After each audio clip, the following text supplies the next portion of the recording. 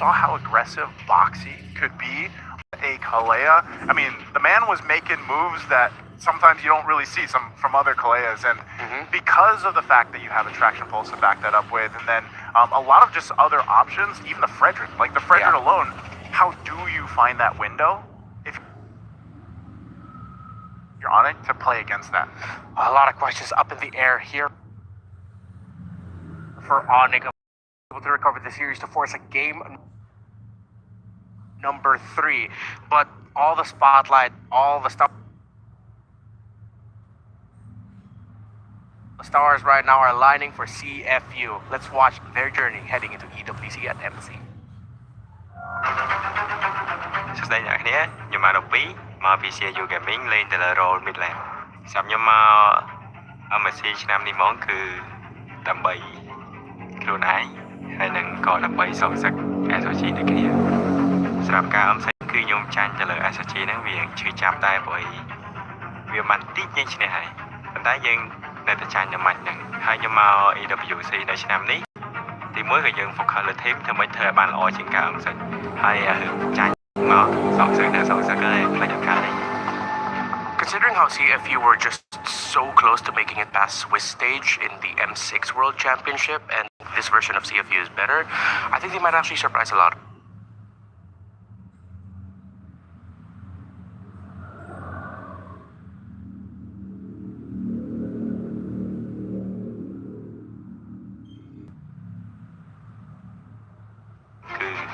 Season 7 នៅពេលពួកគាត់លើកពានព្រោះពេល season 4 season 5 season 6 ហ្នឹងគឺគាត់បានលើកពាននៅពេលដែលខ្ញុំចូលមកទៅពេលគាត់លើកពានទៅ moment ហ្នឹងទោះខ្ញុំវាអត់សប្បាយចិត្តខ្លាំងតែនៅពេលខ្ញុំឃើញគ្នាខ្ញុំទាំងអស់គ្នាដែលលើកពានអញ្ចឹងគឺខ្ញុំមានអារម្មណ៍ថាសប្បាយចិត្តមែនទែននៅតាមស្រាប់អារម្មណ៍ខ្ញុំពេលដែលបានមក EWC មានអារម្មណ៍ថាសប្បាយចិត្តព្រោះគឺវាធំខ្លាំងមែនទែនបានន័យថាមើលយកមកសូម្បីតែគ្រប់ team ទាំងអស់តែគេក៏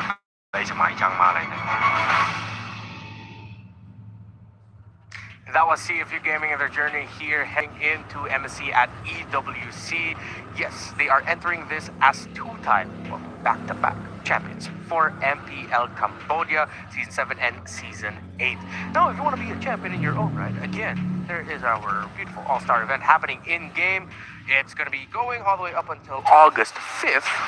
Join the Dino Planet. By the way, there are a lot of people that actually don't know this. You can actually hop onto the Lord when it's marching and use that as a launching off point. There's like a little icon that you click. You can use that to jump. Those are just one of the many little hidden secrets that you actually... It's not a secret. Just read the patch notes. Just read the patch notes, y'all. But yeah, join us for the Dino Planet All-Star 2025 event. Lots of goodies. And don't forget to try to go get that Popol and Koopa skin. Are we at this point where... Do we really just have to tell Onic to really switch things up in the draft? Is that the main problem they have to deal with right now? Okay, so it's a yes across the board. Yes. Oh yeah, yes across the board, because again, what were they supposed to do in that game, right? With the early game already collapsing, it's like, oh, I'm just gonna take the punches until CFU don't decide not to crack open our crystal or inhibitors by like, I don't know, pre-10 minutes into the game. I feel like that's being too generous. I feel like it was one of those games where eventually when they found out there weren't any openings, they were just like, kind of like, let's get to the next one, you know? And yeah, because it was such a dominant game for CFU, and I think really when you've played enough against them, you probably just know, like, all right, we lost this draft, and we can't come back from this. I feel like there has to be something here in all the knowledge that Onic has against CFU that they could leverage, because as we discussed earlier, it feels like that's what CFU leveraged against Onic. The fact that they knew the Phoveus was so integral to the lineup of Onic that was their bridge for the mid to the late game. Because as we've discussed before, Setien is very utility based. She can only do so much to facilitate that. The Phoveus, once shut down, you have nothing to help bridge you into the latter portion of the game.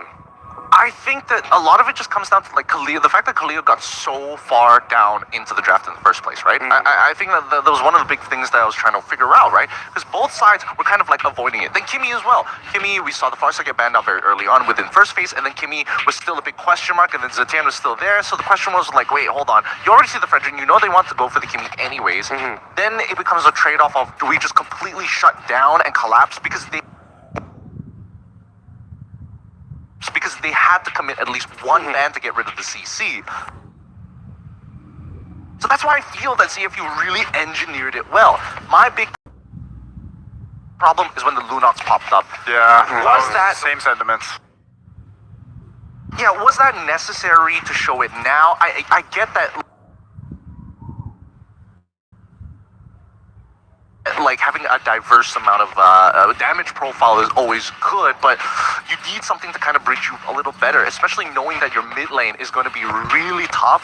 Kalia, Kimi, Badang, Wizetian, like there is such a huge disparity there. Yeah, that's what I didn't expect the Lunox to get put in the gold lane.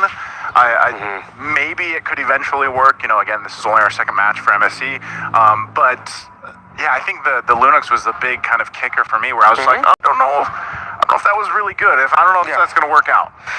Part of me kind of wish that instead of that being a Lunox, although I didn't expect it to go into gold, I wish they considered putting it in the mid lane instead. That could have been good with handling the pressure, but no point crying over spilled milk now. It's game number 2, and so far it's the exact same banning pattern that we saw from game number 1. Yes, it's going to be the same banning pattern. I mean, it's exactly the same so far. It might start changing up here. Who knows? I don't know if CFU gaming is the kind that's like, you know what? If we're going to press our advantage, we got to keep changing it up every single time. Or are they the kind of like, oh, well, if it's not broke, don't fix it? Yeah, I think there's a farce ban, and I don't know, maybe this okay, there's the difference. You ban out the 1-1, Onic goes that, so first priority here, does CFU just go with, for example, the Kalea? They could go with the Kalea, they could go start things off with the Zushin. I mean, there's a lot of really strong openers. Yishin also is a pretty good, opener. We'll see how they want to kind of play this out. Knowing CFU and what we saw off of game number 1, I wouldn't be too surprised if they want to go along the lines of like a Zushin opening and then eventually get Fredrin. Yeah, I'm a little bit more in that book considering how much they love playing with that hero. Oh, wait a minute. Arlet was also banned out in game number 1 from Onyx side. Arlet could be a strong opener as well for CFU. Oh, yeah, maybe that's why it was banned out. But nope, CFU said, hey, our roaming goat is feeling it today. We're going to give him priority. He gets a Kalea. Got mine for the day. Got yours for the day. Hey, I'm pretty sure you could have... Bro, it's still a few more picks. You know what? I've spent enough time with you analysts over here that I can bring up picks. Hey man, I'll Give tell us you one the more. secret. Just throw out a bunch of names and one of them's gonna hit, right? Give us one more. Give us one more. It feels like 130 euros. Exactly. Just throw a bunch out. Just throw a wide net. Fredrin. Let's see if we'll get 2. Let's see if we'll get 2. Oh, this is going to be 2 for 2 here. We got 27 more seconds until they start locking it in, right? I'm surprised that Onyx still is going to be more committal, but this time they changed their opening a little bit more. They're going to go with the Badang opening rather than just saying, hey, we get Fulvius, we win. You dash, we win. That's 2 for the day for Daisu. I'm dancing. No, Hey, it's looking good, but this now... is great. I don't know if it's great just yet, right? Because now that they've locked in Arlet, I would have preferred Arlet to be Jushin in this particular scenario, but the Kalia kind of like forces it like we still need the damage profile, right? Yeah. We can wait for the Jushin later down the line, but then we look at Onyx side, they see Arlet. No matter where Arlet is going to go, he's going to end up in the EXP most likely. Badang goes very well against him. You get the Fulvius also does very well against the Arlet as well. I think holding the Badang here is great. There we go, the denial from Jushin. Well played. And then do they ban out the Kimi? Does Onic ban out the Kimi so this doesn't get picked up? Because I feel like that would be the smart choice for CFU if that goes through. Yeah, they got to. They got to, because if Onic are considering Kimi for them, that's a little bit too greedy for my taste already. Yeah. Yeah.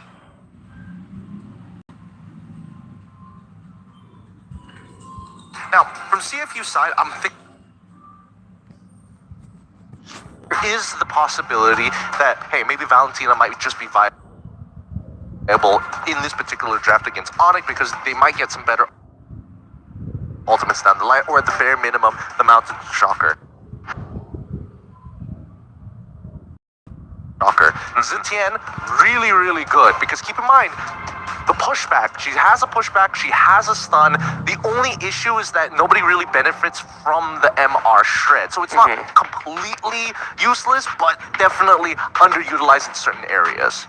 Alright, so let's see what they're going to be considering for their Lapu Lapu. They're trying to take away a comfort on Ludwig. I believe in MPL Indonesia, Ludwig was he was prolific with the Lapu Lapu for the previous season. So they're just respecting that. Interesting though that they decided to respect that before the Phoveus. Considering that Phoveus is one of those heroes that are very happy to go up against the R-Lot because he gets this passive effect a little bit faster with all the dashes he brings to the table. I think that CFU need to get rid of Gatot. They get rid of Gatot, they want to make sure that they can at least have a way to kind of keep on progressively escalating the fight rather than have disengage as soon as the AOG comes out. That way, Boxy can still maintain a high level of priority. And keep in mind, technically Kalia as well as Arla can swap roles as well, right? Yeah, You throw Kalia into the EXP and then Arla into the support. That'd be an interesting swap if they did that. So the CC's Wow. last man, XP lane focus for CFU, and then Onic went with the gold lane focus to go ahead and narrow those options down. So I might be able to take a page out of the book from Onic, the Onic team that competed in MWI and even Team Vitality. They can go Akai EXP. Sorry, I'm gonna say it. I love Akai. I'm down for it. Yeah, against the R-Lot because we've seen R-Lot struggle against Akai EXP in the past because once you go in, you get heavy spun out and you completely have your flow broken. Yes, not to mention that his Akai's base damages in lane is actually pretty good. And the fact that you develop your own natural shield already takes away the value from Arla trying to trade freely against you. But here we go. We got the Phoveus. I think it's totally fine, right? You already have 2 dashes available, well, arguably 3 dashes here, and that's totally okay, right? It just makes sure that the mid duo is confirmed. It's Badang plus the Zushin. Now, how does CFU respond to this, right? Because I'm expecting both Badang alongside with the Kalia to both take concussive blast. So really, it's the damage profile that's going to matter here. I think it's going to be the Zetienne from the side of CFU. It makes sense. It's got the enough ways to kind of reset Arla to make him real strong. And considering how Wadu played in the previous game, I think he might just be another out. and what about gold lane too? Because gold lane you still need a what's left? Harith? I didn't think they would go with the Harith because I figured they would want some extra physical damage because this is I mean, you're lacking that, right? I mean, yeah, you have a little bit here, but profile-wise, and that's what we've been talking about throughout this entire draft, is you kind of expect, okay, gold lane, you're going to go with a physical damage dealer, but they go with the Harith instead. But let's not hate it, because we were talking about the Harith in the previous matchup, but Oheb proved us wrong. I feel like there's a confidence pick by CFU. There's something to Onic, like, we know we can win this game, that we know we can win this before the 14-minute mark. Yeah, I mean, it's just to make sure that they could completely utilize every bit of Zetien's kit. MR Shred, there is stun, there is a pushback, so every little bit of the kit is utilized. I thought maybe Granger, but again, here's where it gets dangerous, right? If Luke ahead, those dashes are going to start stacking up. He's going to get a lot of passive triggers, but there's a limit, right? If you have too many passive triggers, then you're not going to be able to do much. If there's just enough, then you can keep consistently resetting. Yeah, if you're only joining us now, again, CFU has the lead in this series. One more win puts them against Team Liquid for the qualification match heading into the playoffs here at MSC. Gideon, Naisu, let's go. All right, thank you, Remar. Once again, you heard it here first. 1-0 against the Indonesian champions. Cambodia is looking to represent CFU. You hear it every single time. This time we got a visual on what that looks like. They are ready to play as we head on into the Land of Dawn for game number 2 in this best of 3 series. This is going to be a fun one. Detective on that blue side, Kyrie on that red side, both with a purple buff start. Looking at this too, again, from game 1, CFU started on a roll right away. They took it to Onic from minute 1. We'll see if they try to replicate that here. Might be a little bit different, but definitely, I want to see if Onic has an answer for Boxy specifically. And yes, OP doesn't have his hands on the Kimmy, but they've got a lot of crowd control to go ahead and use. You can already see Boxy being aggressive and just trying to give some information over here. And this will be a little bit different too for Wadu. Now that he's got his hands on this R-Lot. Taking a look at the emblems here too, they're still quite tanky enough. We've got some decent damage, a little bit of mystery shop there too. A lot of impure rages, of course. The CFU still wants to go ahead and be pretty aggressive throughout this game. A little 1v1 action. Severo though, this time around, the bob, the weave, the Rhapsody.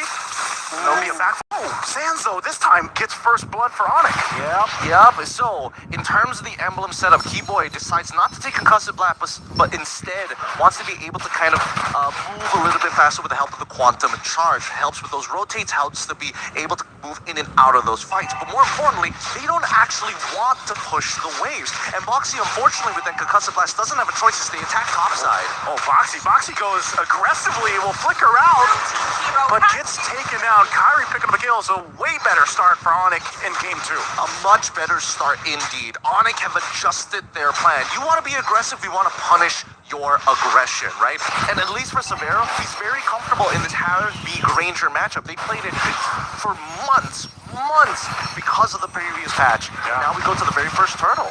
First turtle still going to be CFU that starts it up. Wadu, Fury the Phoenix is going to be dropped down. Final slash won't connect.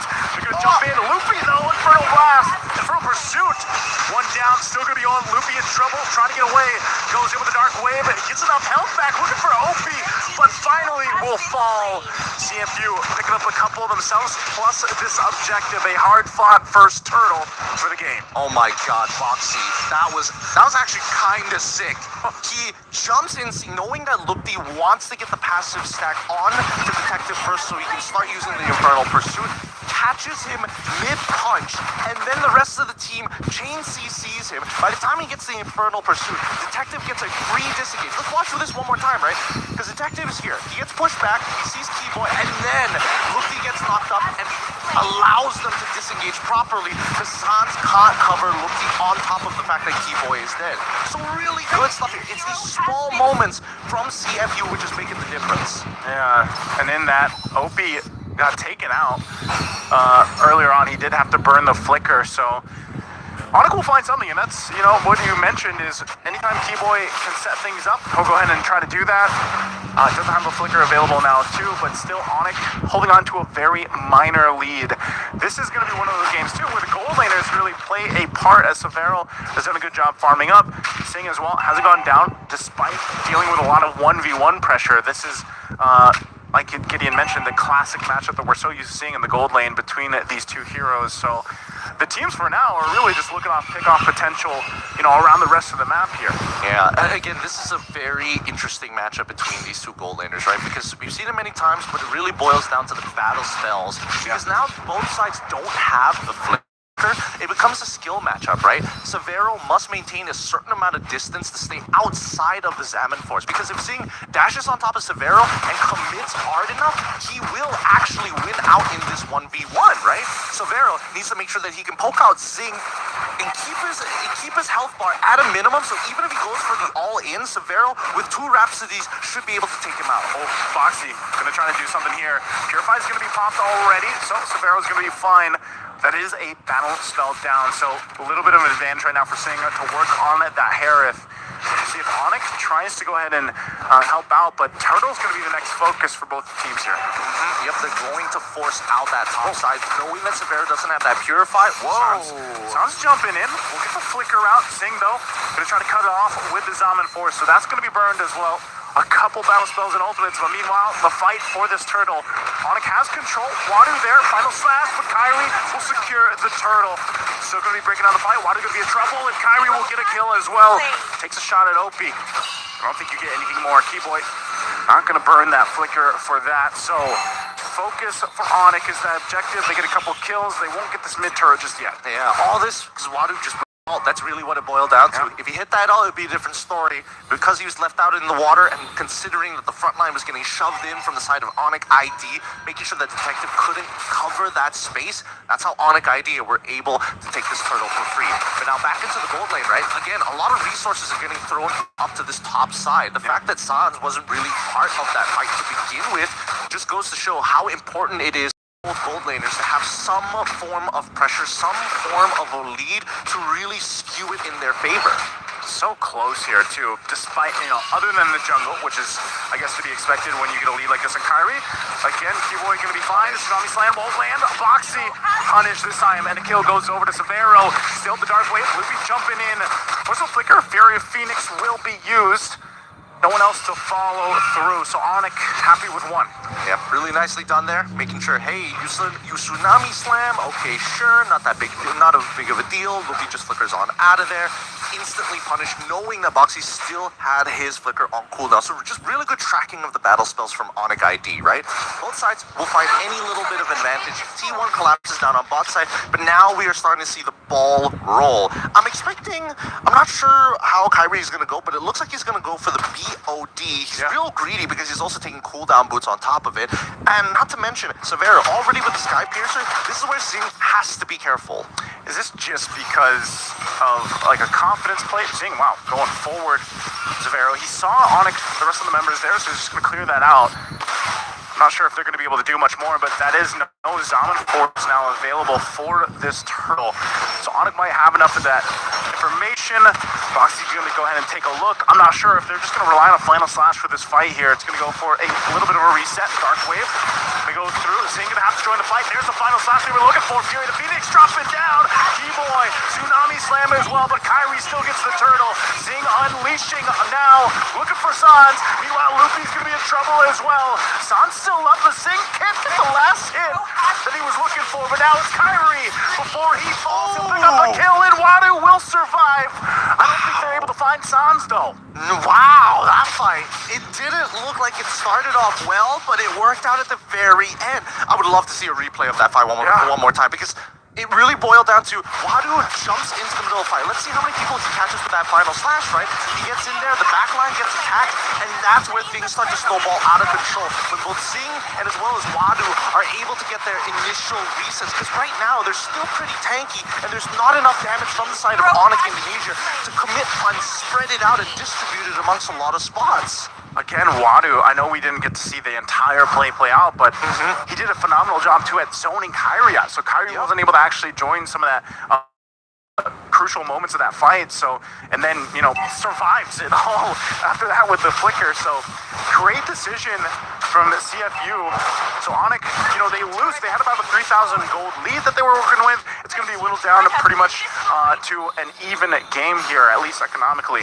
But right now it's still Onic with a little bit of a pressure lead the way that they're playing around this. But I guess they've got to respect what CFU can throw at them, especially between Wadu and Boxy. I mean, sure. I mean, the fights are looking good for CFU Gaming, but now, as you can see, the conversion isn't the most deadly, right? It's not like a 5k gold swing. It's only a 3k gold swing so far. And when we look at the items as already built, we're going into the second phases of the game. We're going into the mid game, right? BOD already complete for the side of Kyrie, and it looks like he wants to eventually build up to an endless battle. Lutpi, he's not even going for Thunderbolt at this point of time. He's literally anti-Cuirass. I'm going to be able to tank as much damage as possible. I really need to see the MR come through from him, and honestly, the anti-Cuirass is kind of strange. I would have liked to see him play the Thunderbelt from the get-go. Early initiation from Boxy, Fury the Phoenix to follow. They get the beacon out from Sans. Sans, a little bit low here, still half health, but that's a whole lot from both sides utilized for this. Lord is for the taking. They're fighting for control. CFU, there's a Final Slash on Sans. Sans goes down. CFU, numbers advantage. Gonna be jumping into the fight. Wadu's in trouble. Takes a couple of hits from Severo, but Luffy has to flicker out as well. Severo has all the room in the world to move. A shot comes out, and Luffy upholds them together, but he finally falls. And now Kyrie, looking for Detective, wants to line up the shot, but doesn't have it just yet. Oh, he's time. Keyboy jumped in, but he's gonna get punished as Zing was waiting around the corner. An even fight for both.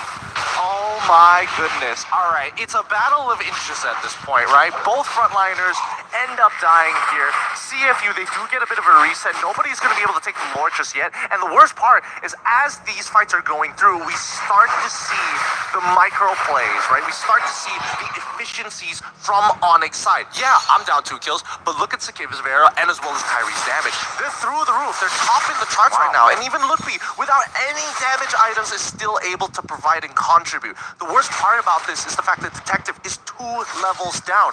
They don't really want to take this Lord. They really want to fight Onic because they know they will lose a 50-50. Oh, Final Slash gonna be used again. Keyboy could be in trouble. Keyboy is out of the picture. Still gonna be breaking out. Wadu goes down next. Luffy also half health. Falls to Zing. Now they're gonna be looking at a huge Appraiser's Wrath on Severo. Will force him back, but the Lantern Flare will give a double to Severo. Now, CFU has no choice but to back off of this. Kyrie's still up, but they're gonna fight under the mid lane turret. Sans in trouble, but they'll punish him anyway. And Kyrie now looking for another. They wipe him out. A great fight for Onic. Down to the wire. Sans able to get that final pickup, allowing Kyrie to come in and run through the rest of them. Even Severo able to stack back up. This is a fully built, fully scaled Yi-Should Shin. Level 15. His ult is on a short cooldown. Let's watch this one more time, right? Because this fight all started with Wadu actually picking off Keyboy and not one of the big damage dealers, which is what we saw the last time, right? We saw Severo dying early in that previous fight, but as this progressed, you notice they can actually kite for days. Yeah. There is no means for CFU to really extend their lead without the Arlet. Detective is great at planning his foot down and being an immovable object and slowly take space, but cannot reach further than it. I think even that, when you get a glimpse of them, still pressing on the gas in the mid lane, it's like, you don't convert that kill on Sans, you are going to get severely punished, and that's what we saw there. Even then, Sans able to protect Severo enough to give him that opportunity to survive that whole thing was great teamwork there. So this now leads them to this Lord. It's going to be marching towards that mid lane. You can see the stacks here too for Severo. So good. 516 natural stacks, 46 on the Sky Piercer. And now with this Lord, they're hoping to get as many inhibitors as possible. Keep in mind, they have the better sieging composition. CFU, if they want to take space, somebody has to commit. Okay, they'll clear it out. Seal's going to be used. It looks like they want to fight. Boxy's giving them a call. Retro's going to be used from Detective. Boxy jumps in. Tsunami Slam. No one to target. Fury the Phoenix already dropped down. Onic might choose to counterplay into this. Loopy with the Dark Wave. Final slash going to bring Loopy. He goes under the turret. A great combination. Onic down one member. Still going to be looking for the fight. Severo will keep OP in check. Sing. Very aggressive, but CFU will just find one. Nicely done by Detective. He saw that bar full. He knew that Lupe was going to come out of the taunted state, and immediately, as soon as he made the mistake of pressing his auto attack, Detective hops over the wall to pull him underneath the turret. That's the way CFU Gaming. They understand they've got a shark on their logo for a reason. They are fishing for Onic ID. That reminds me of what LaFell mentioned about sharks and the noise they make. But, that's that glimpse of CFU. It's really the timing they need. We do see this, the Holy Crystal and the Divine Glaive are there now for Zing, and I feel like, he's pretty aggressive, and you can rely on the Purify here, but maybe that's just the way CFU wants to play it out. I think even as we get up to the next Lord here in about 40 seconds, still it's, they got to be able to withstand that initial kind of onslaught from Onic.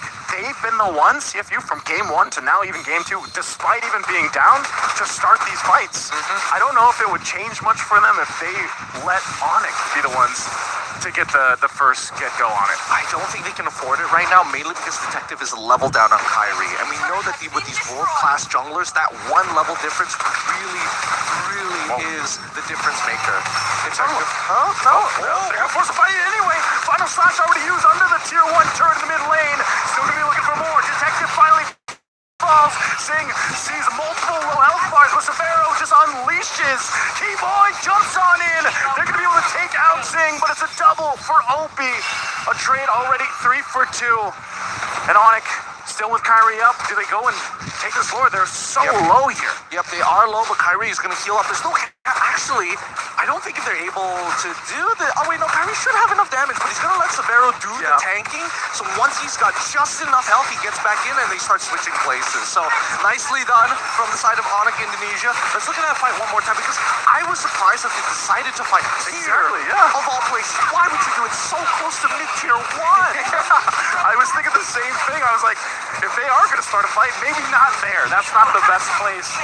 So even if they pick up a couple kills, ultimately they now have to deal with the Lord. That was very upsetting. I think that's one of the bigger miscalculations coming in from the side of CFU Gaming. Even though, to be fair, their initiation wasn't that bad. And I could definitely see an angle. But the problem is that mid-tier 1 is still available, and that's what takes away from that power position, hiding onto that mid-brush. Now, the siege is going to be a little tough, I'm not going to lie, but Opie did buy that Wishing Lantern. In terms of Zing, he's really, really strong, but he needs that space to take full advantage of that Salmon Force so he can start chrome dashing around. Whoa, Foxy gonna start the fight anyway. P-Boy gone. Lord's gonna go ahead and march into the mid turret. It falls. But now Onic, do they still want to fight this? Even down a member. Severo's at half health. Foxy gonna jump in with title strike and again. They're gonna force the fight anyway. Beacon already gonna be used from Sans, giving them the space to work with. They're gonna be able to find Wadu. Wadu still has the immortality, but Zing now unleashing on Sans. They're gonna be able to pick him off. It's a double already. But Kyrie comes back in, and Severo's still up. The immortality will not be enough. And now it's Kyrie and Severo still inside the base, and it's Opie and Detective. Does Onic want to end this game here? They've got a little bit of this minion push. Nah, they can't, not yet, unless they kill Opie right here. Detective, please stand in the right spot here. Severo's allowed to auto-attack. It seems goes for Kyrie to the crystal, but it does basically nothing as long as they maintain these waves. They're gonna go ahead and maintain it again. Detective, you gonna watch out. Kyrie will go ahead and go for it anyway. Now they're gonna work on the base, and that's gonna be enough. Double kill for Severo. We're going to game 3. Man, I definitely thought he had an opportunity to walk back into the fountain, but again, just not enough pressure. Well done. It really goes to show this again doesn't really scale that later stages of the game, but when you have Severo and as well as Kyrie on these heroes, holy cow. No frontliners, no problem. We'll just bulldoze through you. Match of the day for a reason, and just when we thought we'd see CFU run away with it, Onic gets it back. The CFU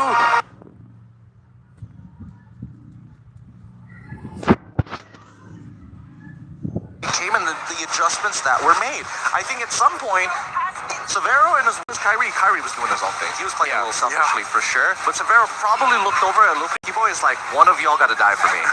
Like as soon as that final slash is